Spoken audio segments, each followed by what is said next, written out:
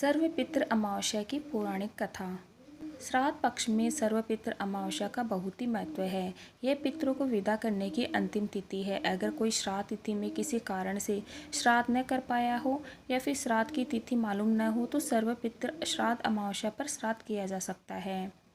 तो आइए जानते हैं सर्वपितृ अमावस्या की पौराणिक कथा क्या है। देवताओं के पितृगण अग्निश्वात जो सोमपथ लोक में निवास करते हैं, उनकी मानसी कन्या अछोदा नाम की एक नदी के रूप में अवस्थित हुई। मत्स्य पुराण में अछोद सरोवर और अछोदा नदी का जिक्र मिलता है जो कि कश्मीर में स्थित है। एक बार अछोदा ने 1000 वर्ष तक तपस्या की, जिससे प्रसन्न होकर देवताओं के पितृगण अग्निश्वात और बहिष्पद अपने अन्य पितृगण अमावसु के साथ अछोदा को वरदान देने के लिए आश्विन अमावस्या के दिन उपस्थित हुए। उन्होंने अछोदा से कहा कि हे पुत्री, हम सभी तुम्हारी तपस्या से अति प्रसन्न हैं, इसलिए जो चाहो वर मांग लो। लेकिन अछोदा ने अपने पितरों की तरफ ध्यान नहीं दिया और वह अति तेजस्वी पितृ अमावसु को अपलक निहारती रही। पितरों के बार बार कहने पर उसने कहा, हे भगवान, क्या आप मुझे सचमुच वरदान देना चाहते हैं? इस पर तेजस्वी पितृ अमावसु ने कहा, हे अछोदा, वरदान पर तुम्हारा अधिकार सिद्ध है, इसलिए निसंकोच कहो।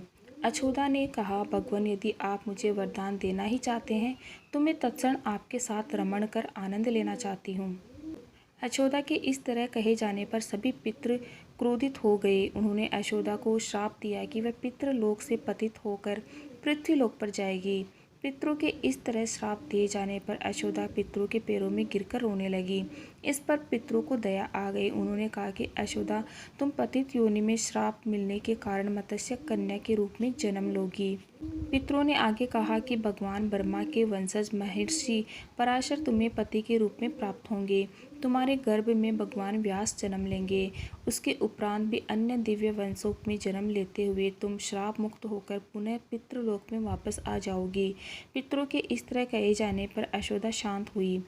अमावसु के ब्रह्मचर्य और धैर्य की सभी पितरों ने सराहना की एवं वरदान दिया कि यह अमावस्या की तिथि अमावसु के नाम से जानी जाएगी। जो प्राणी किसी भी दिन श्राद्ध न कर पाए वह केवल अमावस्या के दिन श्राद्ध तर्पण करके सभी बीते 14 दिनों का पुण्य प्राप्त करते हुए अपने पितरों को तृप्त कर सकते हैं। तभी से प्रत्येक माह की अमावस्या तिथि को सर्वाधिक महत्व दिया जाता है और यह तिथि सर्वपितृ श्राद्ध के रूप में भी मनाई जाती है। उसी पाप के प्रायश्चित हेतु कालांतर में यही अछोदा महर्षि पराशर की पत्नी एवं वेदव्यास की माता सत्यवती बनी थी।